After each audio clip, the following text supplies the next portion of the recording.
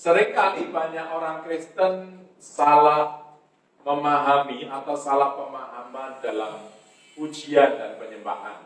Dalam ibadah-ibadah orang-orang percaya sama seperti saudara dan kita pada pagi hari ini, banyak orang Kristen masih beranggapan bahwa waktu memuji, waktu menyembah itu di sebelum firman Tuhan, orang selalu berpikiran bahwa itu hanya pelengkap saja, bahwa itu hanya sebuah waktu yang dipakai untuk menunggu orang kemudian berkhotbah. Makanya karena salah pemahaman ini, seringkali tidak banyak orang kemudian waktu memuji dan menyembah Tuhan itu memuji dan menyembah dengan sungguh-sungguh, sebab orang berpikir itu hanya pengisi waktu saja.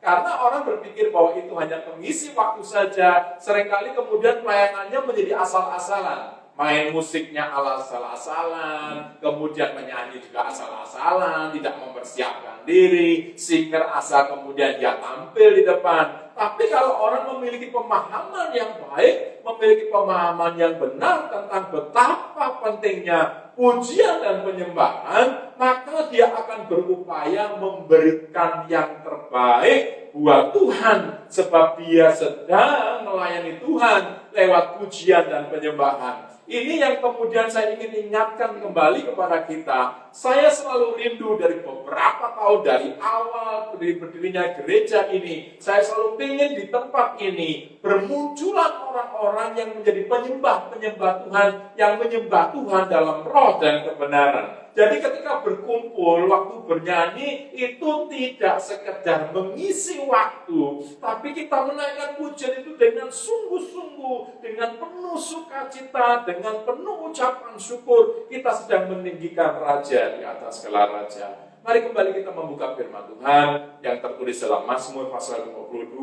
ayatnya yang keempat. Mazmur pasal 22 ayatnya yang keempat dikatakan firman Tuhan seperti ini. Mazmur pasalnya yang ke-22 ayatnya yang keempat.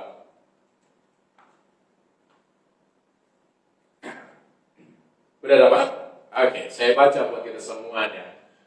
Oleh ilham Roh Kudus, Daud menulis Mazmur ini. Jadi saya beritahukan pada saudara, ini bukan tulisan biasa, ini bukan kalimat biasa, tapi Daud ketika menulisnya itu karena ilham daripada Roh Kudus. Ini adalah firman Tuhan yang datang pada waktu zamannya Daud, dan ini juga firman Tuhan yang datang kepada saudara dan saya ketika kita membaca firman Tuhan ini. Firman Tuhan ini berkata seperti ini, padahal engkaulah yang kudus yang bersemayam di atas puji-pujian orang Israel. Ternyata Allah yang Maha Kudus disebutkan di sini. Padahal engkaulah yang kudus, Allah pencipta langit bumi ini, Allah yang Maha Kudus ini diberitahukan kepada saudara dan saya bahwa Allah yang kudus ini dia bersemayam di atas puji-pujian orang Israel. Dia bersemayam di atas puji-pujian umatnya. Perhatikan dengan baik bahwa Tuhan itu bukan hanya bertahta di kerajaan surga sana, dia singgah sananya, tapi firman Tuhan juga memberitahukan kepada saudara dan saya bahwa dia bersemayam. Kata bersemayam ini juga punya pengertian bahwa dia tinggal, dia hadir, dia bertata. Jadi bersemayam adalah dia tinggal, dia hadir, dia bertata. Jadi ternyata diberitahukan oleh firman Tuhan kepada saudara dan saya bahwa Tuhan kita Yesus Kristus Allah yang Maha Kudus itu, perhatikan dia pakainya engkaulah yang kudus. Dia tidak pakai kata kemudian Allah El Shaddai, Allah yang perkasa, Allah yang maha tinggi, tapi dipakai kemudian adalah Allah yang kudus. Jadi dengan atribut semua kekudusannya, dia bertata, dia hadir, dia tinggal di atas puji-pujian. Sekali lagi saya beritahukan kepada saudara dan saya, dari firman Tuhan ini kita dengan jelas memahami bahwa Tuhan yang saudara sembah, Tuhan yang hidup itu, dia tidak hanya bertata di surga sana, tapi dia juga ternyata bertata di atas puji-pujian umatnya. Tidak sembarang puji-pujian, tidak hanya sekedar memuji, tidak hanya asal menaikkan puji-pujian, yang penting bisa mengisi waktu. Puji-pujian di sini haruslah puji-pujian yang dinaikkan. Kalau Allah itu juga disebutkan Allah yang kudus, berarti saudara dan saya harus waktu menaikkan puji-pujian itu dalam keadaan kudus, dalam keadaan benar, dinaikkan dengan penuh ucapan syukur kepada Tuhan, melimpah dari dalam hati kita dan meluap dari dalam hati kita, lalu kemudian lewat mulut kita, lidah, bibir kita, kita meninggikan Sang Raja. Inilah yang saya rindukan bahwa terjadi di tempat ini, barisan pemuji-pemuji. Saya tidak butuh orang-orang yang hebat, orang-orang yang berpangkat, orang-orang yang kaya raya. Tidak, tapi kemudian saya merindukan kumpulan di tempat ini adalah kumpulan orang-orang yang suka memuji, menyembah Tuhan, menyembah dalam roh dan kebenaran. Sebab itu juga yang dikehendaki oleh Bapa kita. Kumpulan orang-orang percaya adalah kumpulan orang-orang yang menyembah Tuhan dengan sungguh-sungguh. Bisa katakan amin? Nah, pertanyaannya begini, kalau Tuhan itu hadir di atas puji-pujian umatnya, kalau Tuhan itu datang di atas puji-pujian umatnya, kalau Tuhan itu bersemayam di atas puji-pujian umatnya, lalu Tuhan ngapain? Kan pertanyaan itu. Kalau ada kemudian presiden datang ke sini, lalu presiden itu ngapain? Hanya cuma diam saja. Kalau wali kota itu datang ke tempat ini, hanya kemudian dia datang dan kemudian pergi gitu saja. Kalau Tuhan itu datang, dia dengan hadiratnya, dia hadir tengah-tengah kita, Tuhan itu ngapain? Nah, itu harus menjadi pertanyaan buat kita semuanya. Ternyata kita menemukan seperti ini. Waktu Tuhan hadir, waktu Tuhan itu datang, waktu Tuhan itu bersemayam, berkata di atas puji-pujian yang saudara dan saya naikkan, ternyata Tuhan menikmatinya dan disenangkan dengan puji-pujian itu. Sekali lagi saya beritahukan, Tuhan itu menikmati puji-pujian saudara. Tuhan itu disenangkan dengan puji-pujian yang saudara naikkan di hadapan Tuhan. Makanya saya selalu menyampaikan kepada saudara, pujilah Tuhan dan pujilah Tuhan dengan segenap hati kita, dengan ucapan syukur, dengan sorak-sorai. Sebab dengan pujian itu Tuhan disenangkan. Saudara, kalau saudara nonton televisi, putar televisi, lalu ada sesuatu yang menyenangkan saudara. Pas saudara buka begitu, waduh, sepak bola, Barcelona kalah dengan Real Madrid, tanya Ikhwanti, pasti dia tahu. Kemudian saudara lihat di situ kemudian ada kemudian drama Korea. Atau kalau saudara kemudian suka apalagi yang lainnya, acara yang lainnya. Waktu saudara melihat, buka televisi, dan acara itu acara yang menyenangkan buat saudara, acara yang menarik buat saudara, maka kemudian saudara akan ambil kursi, duduk, dan menikmati acara yang ditampilkan di televisi. Kalau saudara tidak suka, pasti saudara akan pindah atau saudara matikan. Tapi karena saudara suka, makanya saudara menikmati acara yang ada di televisi itu. Maka kehadiran Tuhan itu seperti itu. Ketika saudara menaikkan pujian, penyembahan, pengagungan kepada Tuhan, saya beritahu kepada saudara bahwa hal itu dinikmati oleh Tuhan. Tuhan menjadi senang karenanya, melihat saudara-saudara semuanya menaikkan puji-pujian dengan sungguh-sungguh di hadapan Tuhan. Sekali lagi saya sampaikan, soal menaikkan pujian, soal menyanyi, soal menyembah, bukan karena bagusnya suara saudara dan saya.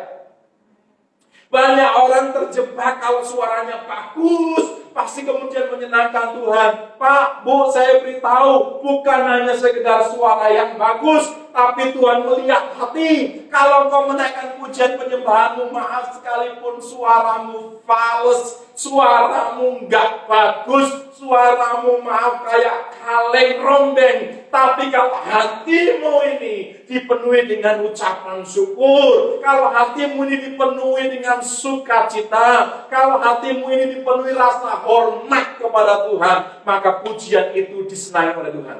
Dan Tuhan menikmati segala sesuatu yang kalian naikkan di hadapan Tuhan. Saya rasa kemudian Tuhan tersenyum, Tuhan memberkati saudara, Tuhan senang dengan apa yang kalian lakukan di hadapan Tuhan. Perhatikan di sini, Tuhan tidak butuh harta saudara, Tuhan tidak butuh kepintaran saudara, Tuhan tidak disenangkan dengan pangkat yang kalian miliki begitu banyak. Kalau Tuhan itu hanya disenangkan dengan puji-pujian umatnya yang dinaikkan sekali lagi dengan ucapan syukur di hadapan Tuhan.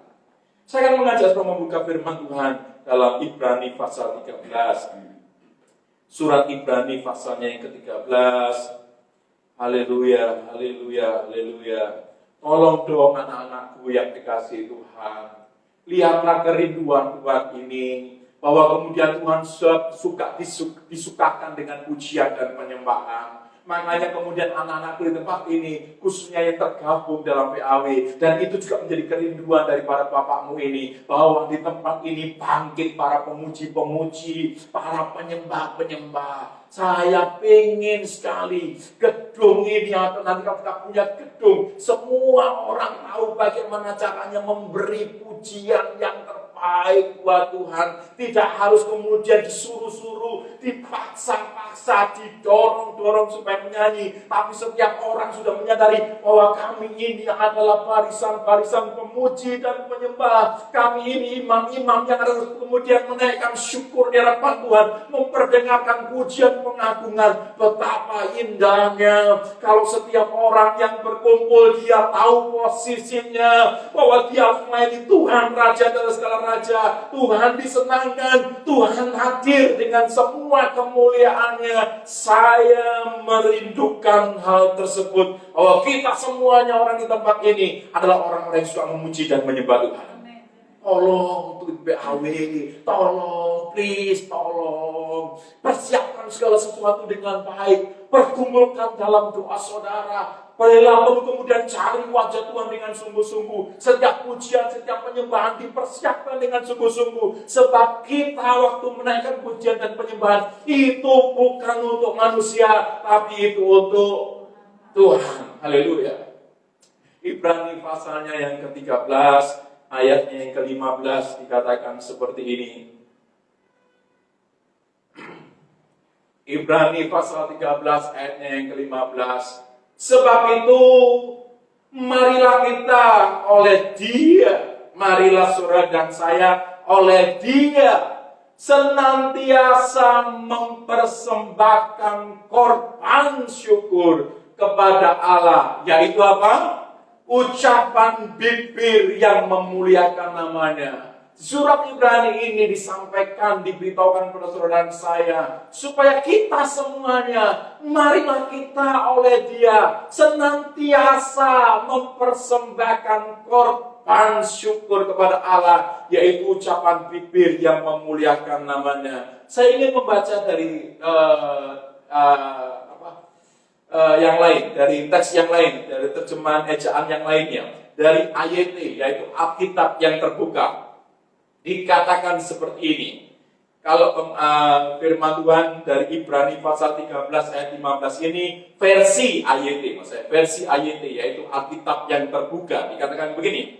Karena itu melalui Kristus, jadi marilah, karena itu melalui Kristus, marilah kita terus-menerus mempersembahkan korban pujian kepada Allah, yaitu ucapan bibir yang memuliakan namanya. Ini lebih jelas dibandingkan dalam bahasa Indonesia yang kita baca ini. Dia katakan begini, karena itu melalui Kristus marilah kita terus-menerus mempersembahkan korban pujian kepada Allah, yaitu ucapan bibir yang memuliakan namanya. Saudara dan saya sudah ditebus oleh Tuhan Yesus Kristus dengan cara Yesus mati di atas kayu salib.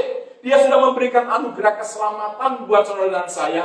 Oleh karena itu, di dalam Kristus Yesus, saudara dan saya harus terus-menerus mempersembahkan korban pujian. Dengan jelas di sini dikatakan bahwa pujian-pujian itu adalah sebagai korban, mempersembahkan korban pujian kepada Allah.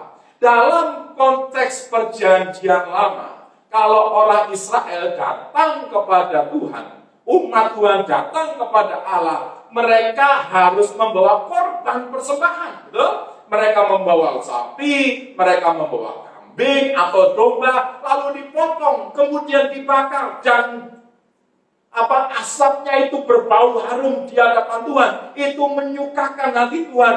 Mereka tidak boleh datang dengan tangan yang kosong. Mereka membawa korban persembahan mereka di hadapan Tuhan. Di perjanjian baru, saudara dan saya tidak lagi membawa korban persembahan, yaitu kambing domba yang harus disembelih. Tapi saudara dan saya harus membawa korban pujian. Jadi perhatikan ini, ucapan syukur di hadapan Tuhan, sebab disebutkan di situ, terus-menerus mempersembahkan korban pujian kepada Allah. Korbannya yaitu ucapan bibir yang memuliakan namanya. Ucapan bibir yang memuliakan namanya. Ucapan bibir yang memuliakan namanya. Ucapan bibir orang percaya. Ucapan bibir saudara dan saya adalah ucapan bibir yang harus terus-menerus keluar. Itu adalah apa? Ucapan syukur di hadapan Tuhan yang memuliakan namanya, selalu memuliakan nama Tuhan. Adalah aneh kalau saudara dan saya mengaku orang Kristen, tapi yang keluar dari mulut saudara bukan yang memuliakan Tuhan, tapi sesuatu yang lainnya. Mungkin bersungut-sungut, mungkin marah-marah, mungkin kemudian membentak orang lain, mendiskreditkan manusia yang lainnya. Ucapan bibir kita tidak pernah memuliakan Tuhan. Ucapan bibir saudara harusnya menjadi ucapan bibir yang memuliakan Tuhan.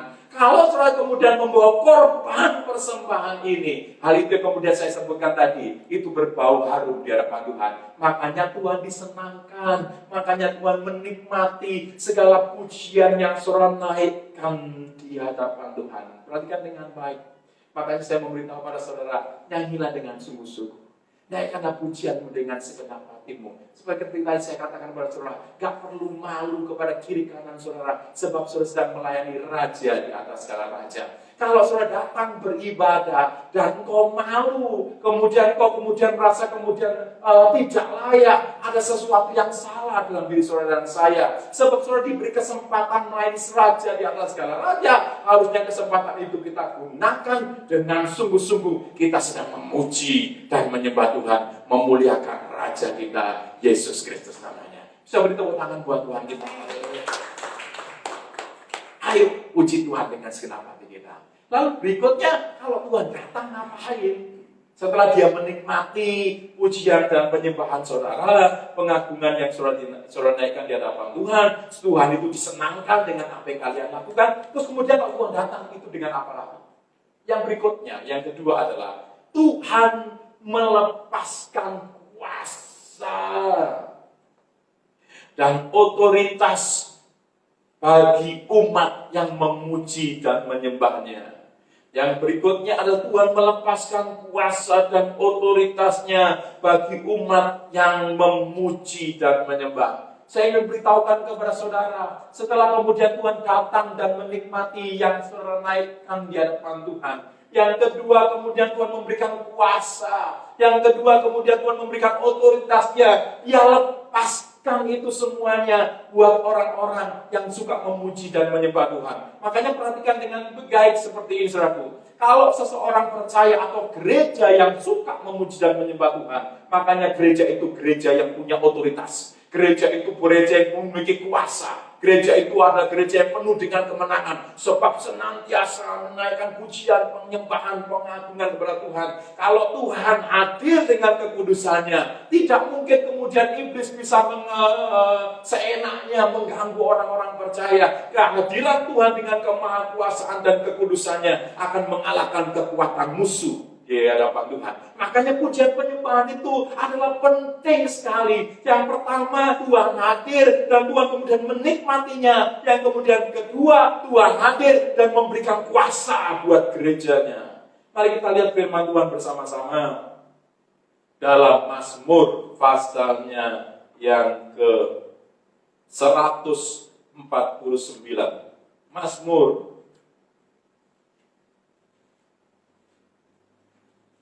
pasal 149 ayatnya yang ke-6 sampai dengan yang ke-9. Tuhan memberikan kuasa, Tuhan melepaskan kuasa bagi orang-orang percaya yang suka memuji dan menyembah Tuhan.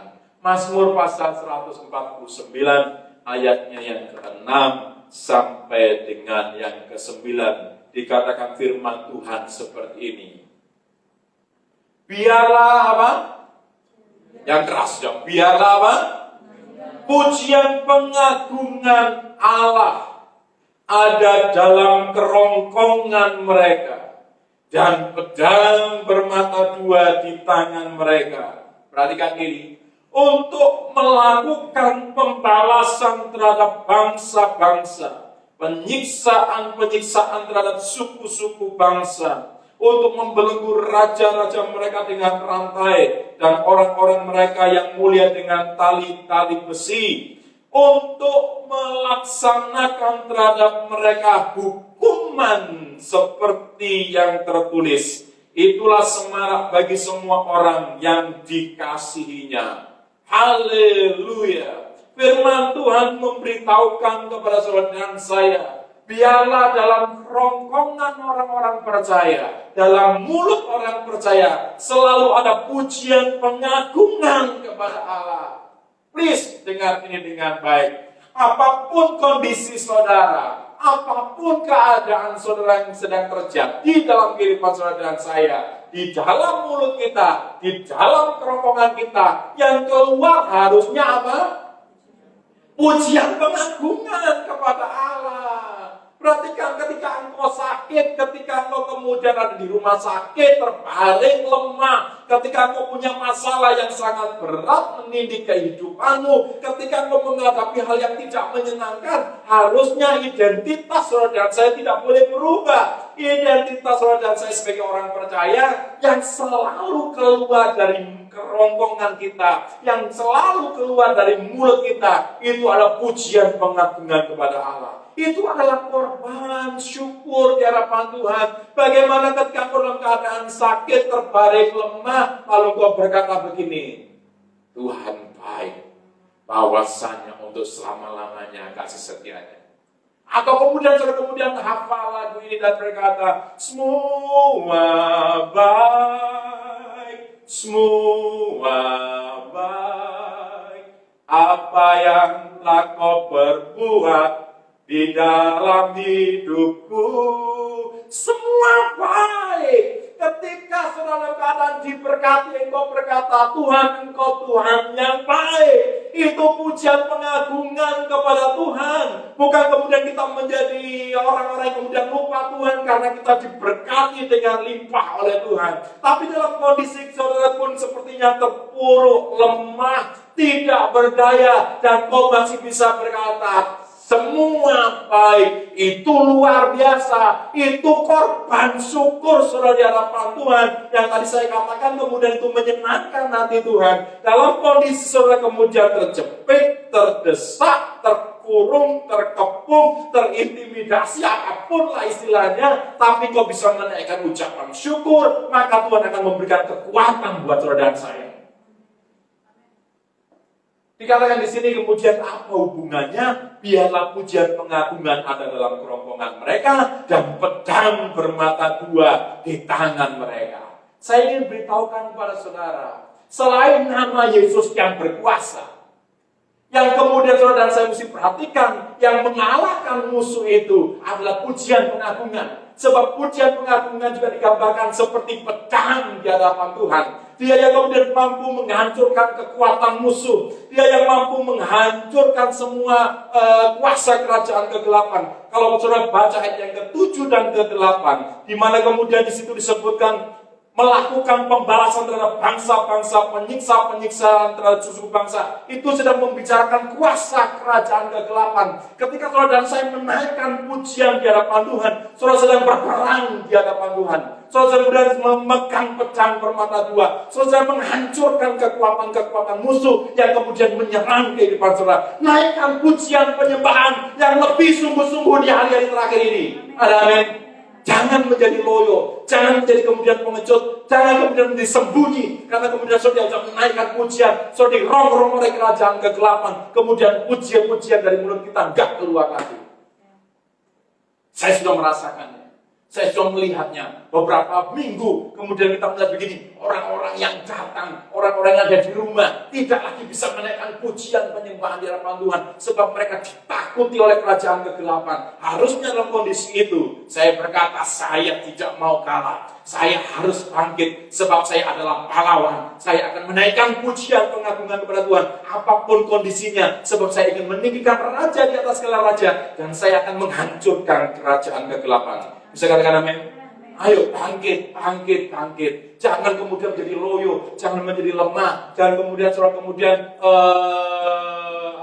menjadi penakut, menjadi orang yang takut, kemudian tidak lagi menaikkan pujian di hadapan Tuhan.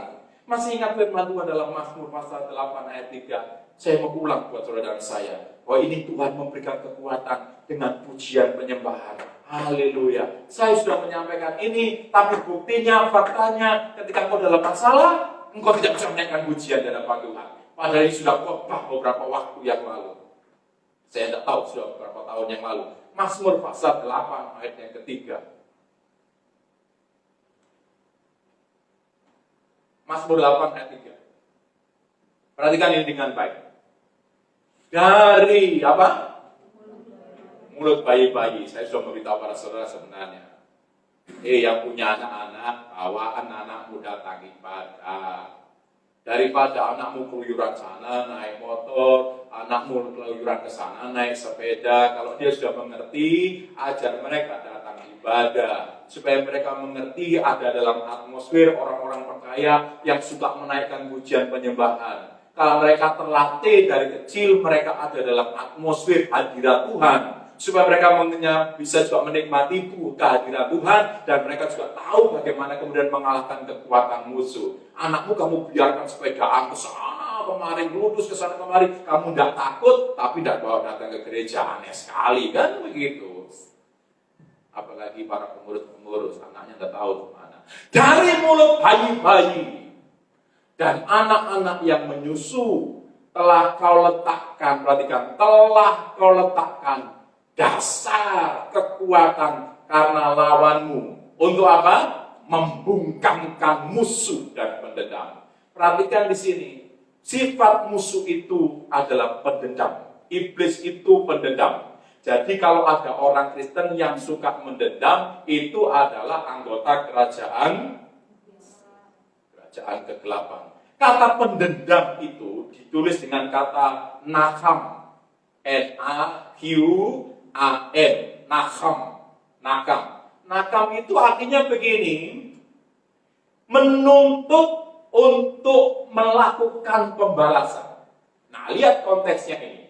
Dari mulut bayi-bayi dan anak-anak yang menyusu, telah kau letakkan dasar kekuatan karena lawanmu, untuk membungkamkan musuh dan pendendam. Jadi musuh saudara dan saya itu bukan darah dan daging. Firman Tuhan katakan, musuh saudara dan saya adalah kerajaan kegelapan, yaitu pemerintah, penguasa, penghulu di udara. Saudara dan saya harus mengerti dan memahami bahwa saudara dan saya sebagai orang percaya, mau atau tidak mau, saudara siap atau tidak siap, saudara dan saya punya musuh. Dan sifatnya musuh itu pendendam, yaitu menuntut untuk mengadakan pembalasan. Perhatikan ini dengan baik.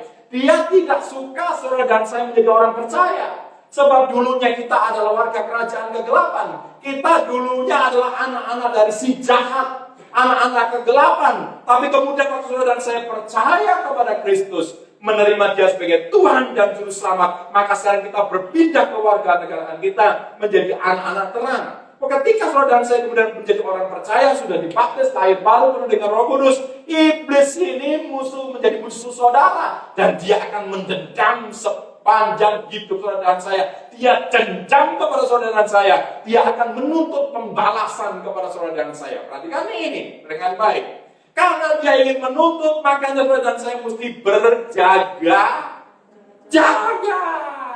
Salah satu berjaga-jaga yang harus saudara dan saya lakukan adalah berjaga-jaga dengan menaikkan pujian penyembahan kepada Tuhan. Sebab saudara waktu memuji dan memuliakan Tuhan, itu ada kekuatan. Firman Tuhan katakan, aduh, Tuhan meletakkan dasar kekuatan di dalam mulut kita, yaitu untuk membungkam musuh dan pendendam. Waktu saudara menaikkan pujian di hadapan Tuhan, itu ada dasar kekuatan yang luar biasa.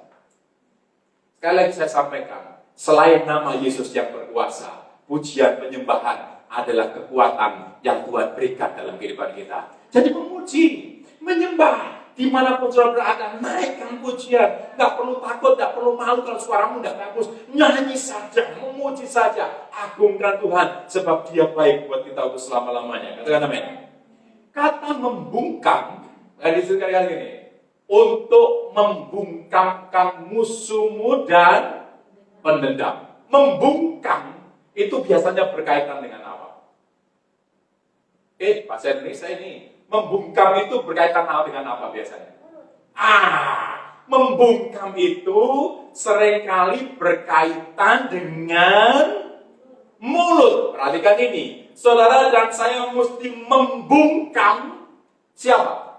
Bukan kamu, membungkam musuh saudara, membungkam mulut iblis. Saya tanya pada saudara, apa yang seringkali iblis lakukan dengan mulutnya untuk menyerang saudara dan saya?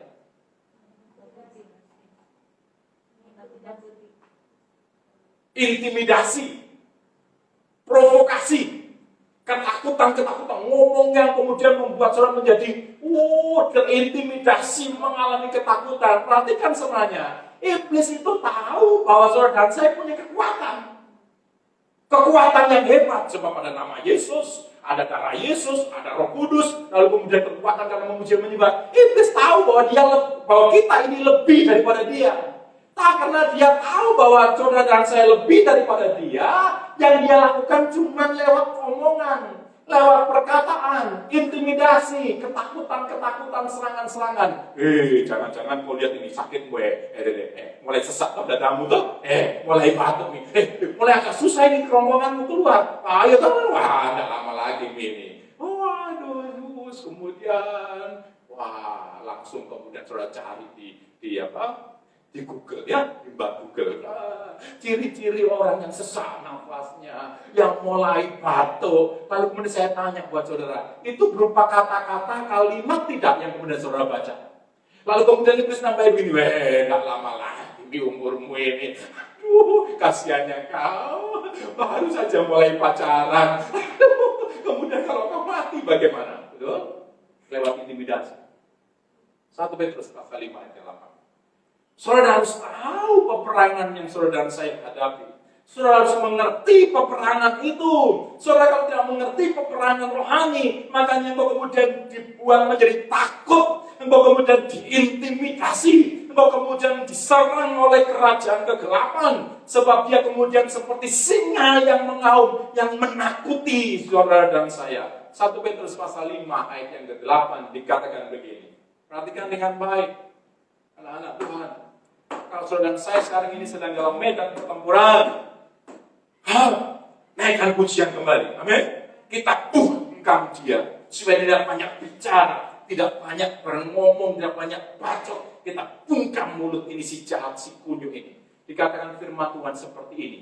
Sadarlah dan yang keras, sadarlah dan ayo sadar semuanya. Sadar semuanya. Kasih tahu kiri kanan saudara, sadar. Saudara sudah kelihatan kayaknya sudah. Ayo sadar semuanya. Saudara dan saya harus sadar menyadari hal ini. Dan kemudian saudara sudah menyadari, saudara mesti berjaga-jaga. Tidak bisa hidup saudara dan saya kemudian nyantai. Banyak orang sekarang ini kemudian nyantai hidupnya, tidak datang ke gereja karena takut ini, takut itu. Mereka ada dalam zona nyaman, dan mereka tidak menyadari ini tipuan dari kerajaan kegelapan, ini tipuan daripada iblis. Akhirnya kemudian mereka tidak mencari wajah Tuhan dengan sungguh-sungguh. Mereka lebih cinta dengan yang lainnya, tidak lagi mencintai Tuhan. Memang itu maksud daripada iblis, menjauhkan saudara dan saya dari hadirat Tuhan, supaya dia dengan mudah menghancurkan iman saudara dan saya. Pak, Bu, anak-anak yang dikasih Tuhan, sadarlah dan berjaga-jagalah. Kenapa saudara dan saya mesti sadar dan berjaga-jaga? Dikatakan gini, lawanmu siapa? Si iblis. Kalau kemudian kita membaca Mazmur pasal 8 ayat yang ketiga itu, bahwa kemudian diletakkan dasar kekuatan untuk membungkam kekuatan musuh. Musuh yang sama, yaitu iblis. Musuhnya bukan hanya kemudian setan-setan kecil, Pak, Bu, disebutkan di situ adalah lawanmu adalah iblis. Beritahu pada saudara, saya ingin beritahu nyampe kepada saudara, lawanmu itu bukan hanya sekedar tuyul. Aduh, kata tuyul, saudara tendang beginilah hari. Tapi lawanmu kalau iblis, perhatikan ini, itu Lucifer. Itu dengan jajaran-jajaran yang tingkat-tingkat tinggi. Kalau engkau tidak berjaga-jaga, seringkali kau diajar. Saya sudah pernah menyampaikan ini kepada kalian semuanya. Yang sudah terlibat dalam pelayanan, tolong angkat tangannya. Oke.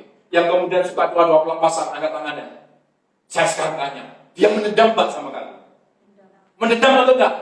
Terutama barisan-barisan pemuji penyembah itu. Kalau kemudian nyanyi kelihatan semangat, setan ketawa. Tunggu Jo, tunggu waktunya. Coming soon, saya akan hajar balik padamu. Waktu kau nyanyi, waktu kau memujian, kau sepertinya menyala-nyala berapi-api. Tapi tunggu lewat, kemudian dia pukul saudara, dia hajar saudara dengan sakit, dengan masalah keuangan saudara, dengan masalah hubungan keluarga, cinta kasih suami dan istri, dia hajar. Kita lupa Tuhan, kita jadi takut karena kemudian kita tidak lagi bisa memuliakan Tuhan. Itu tipu muslihat iblis yang paling licik, sehingga saudara dan saya tidak lagi menaikkan pujian penyembahan kepada Tuhan.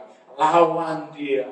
Lihat ini, lawan musuh iblis. Perhatikan, berjalan keliling sama seperti singa yang mengaum-ngaum dan mencari orang yang dapat ditelannya. Mengaum-ngaum itu dengan mulut, jadi dengan suara yang keras dia mengaum itu untuk memberi rasa takut kepada kawanan binatang-binatang yang kemudian akan menjadi mangsanya. Jadi dia menakut-nakuti dulu. Kalau binatang itu menjadi takut dan lari ke sana kemari, dia dengan mudah akan mengejar dan kemudian menangkap dan memakan mangsanya. Saya beritahu pada saudara saya, iblis tidak langsung berani berhadapan muka dengan saudara, sebab saudara memiliki kekuatan yang luar biasa. Amin. Yang dia lakukan adalah menakuti saudara. Perhatikan sekali lagi, dia menyebar rasa takut kepada saudara. Takut ini, takut itu, takut kalau ini, aduh aneh sekali. Corona takut datang ibadah, tapi kemudian kalau kemudian cari uang tidak takut. Kalau pergi belanja tidak takut. Kalau kemudian lalu tidak takut. Tapi kalau ibadah takut. Saya lihat tadi pagi orang sepedaan itu jumlahnya banyak. Bahkan kemudian ada yang tidak pakai masker. Orang nyantai saja. Tapi kenapa orang kalau kemudian datang ke gereja, kemudian harus ini, harus itu, dan segala macam. Kita lebih dari pemenang. Katakan, saya lebih dari pemenang. Saya tidak boleh takut. Saudara perhatikan, dia menyebarkan rasa takut dengan cara mengaum. Makanya begini, kalau dia mengaum, tidak usah didengerin. Saudara harus tetap menaikkan pujian penyembahan kepada Tuhan. Ngerti gitu loh. Sudah naikkan pujian penyembahan? Sudah muncul sebagai pemenang? Dalam nama Yesus. Dalam nama Yesus.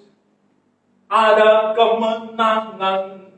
Dalam nama Yesus. Dalam nama Yesus. Iblis dikalahkan. Naikkan pujian saudara, naikkan penyembahan saudara, naikkan pengagungan saudara. Dan saya hari-hari terakhir ini justru dalam kondisi saudara dan saya, kondisi yang kemudian tidak menyenangkan ini, yang harus kita lakukan, kita kembali menaikkan pujian pengagungan pada Raja di atas segala raja. Dengan cara saudara dan saya menaikkan pujian penyembahan pada Tuhan, itu saudara sedang membungkam mulut si iblis, membungkam mulut musuh saudara, sehingga dia tidak berkutik, dan kita menjadi umat-umat pemenang bersama dengan Tuhan. Ayat yang terakhir. Dalam kondisi seperti ini, saudara tidak boleh berperang dengan senjata duniawi. Kalau umpamanya seperti tadi di Mazmur dikatakan, kita akan tiada kerongkongan kita keluar pujian penyembahan, dan tangan kita ada pedang bermata dua. Setelah kemudian mulai sekarang kalian pulang, pesan ke pandai besi, pesan pedang bermata dua. Kenapa? Alkitab katakan, satu pujian penyembahan, kerongkongan kita selalu ada pengagungan, dan di tangan saya ada pedang. Pedangnya itu firman Tuhan. Saudara dan saya harus lebih mempercayai firman Tuhan daripada semua berita buruk yang ada di sekitar kita. Saya beritahukan kepada saudara, ini adalah akhir dari akhir zaman. Kalau saudara tidak bersiap-siap saja, kalau seperti ini saja takut, bagaimana dengan aniaya yang besar? Bagaimana menjelang kedatangan Tuhan? Apakah saudara dan saya masih punya iman di hadapan Tuhan? Saya beritahu pada saudara sekali lagi secara politik, lihat ada beberapa negara-negara di Arab sudah mulai kemudian menjalin hubungan diplomatik dengan Israel. Sejak Israel merdeka tahun 1948, mereka tidak pernah mengakui Israel sebagai bangsa, sebagai negara, dan tidak ada hubungan diplomatik. Sekarang oleh karena campur tangan Donald John Trump, maka kemudian negara-negara ini sudah mulai mengadakan hubungan dengan negara Israel, yaitu Qatar, Uni Emirat Arab, lalu sekarang Bahrain, dan kemudian ini sudah ada pendekatan dengan Saudi Arabia. Perhatikan, kalau hal itu sudah terjadi, kemudian ada pembicaraan damai, perhatikan, kedatangan Tuhan tidak lama lagi. Nah, kalau hanya sekarang ini, saudara dan saya ditakut-takuti dengan COVID terus-menerus, saudara dan saya sudah menjadi takut, kehilangan imannya mati, tidak cari Tuhan dengan sungguh-sungguh. Bagaimana dengan aniaya yang besar kalau datang menimpa kehidupanmu? Hartamu tidak bisa menyelamatkan kamu. Ketika engkau sakit saja, hartamu sepertinya tidak berguna. Apalagi nanti kamu aniaya besar. Memang kemudian kamu aniaya besar, kamu kemudian kasih uang, lalu mereka tidak menganiaya saudara. Yang kemudian mereka benci adalah karena nama Kristus yang ada dalam diri saudara. Persiapkanlah hari-hari terakhir ini dengan nama Tuhan. Makanya kemudian begini, berjaga-jaga, sadar, dan terus senantiasa menaikkan pujian penyembahan kepada Tuhan, naikkan pujian pengagungan kepada Raja di atas segala raja, lalu bungkam mulut daripada musuh-musuh kita dengan pujian penyembahan. Ayat terakhir, 2 Korintus pasal 10. 2 Korintus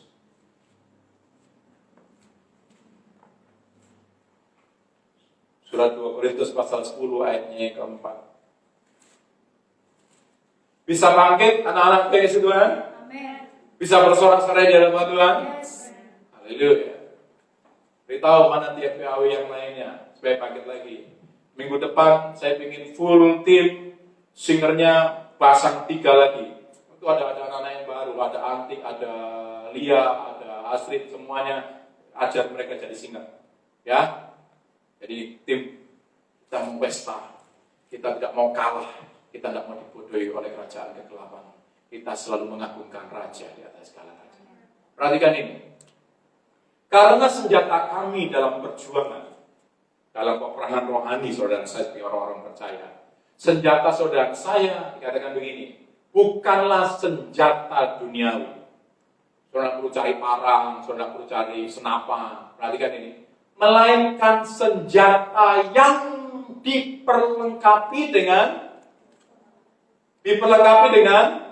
kuasa Allah yang sanggup untuk meruntuhkan benteng-benteng. Kalau saudara baca kembali Mazmur pasal 8 ayat 3 tadi, bahwa senjata yang Tuhan taruh adalah apa? Puji-pujian di mulut kita. Dalam kondisi seperti saat-saat seperti sekarang ini, saudara saya jangan lemah, jangan lelah, jangan loyo untuk menaikkan puji-pujian kepada Tuhan. Harusnya di masa-masa yang seperti ini, pujian penyembahan harusnya semakin diperdengarkan, sorak-sorai semakin diserukan di hadapan Tuhan. Tuhan Yesus memberkati kita semuanya. pakailah senjata yang sudah Tuhan berikan dalam hidup saudara dan saya. Amin.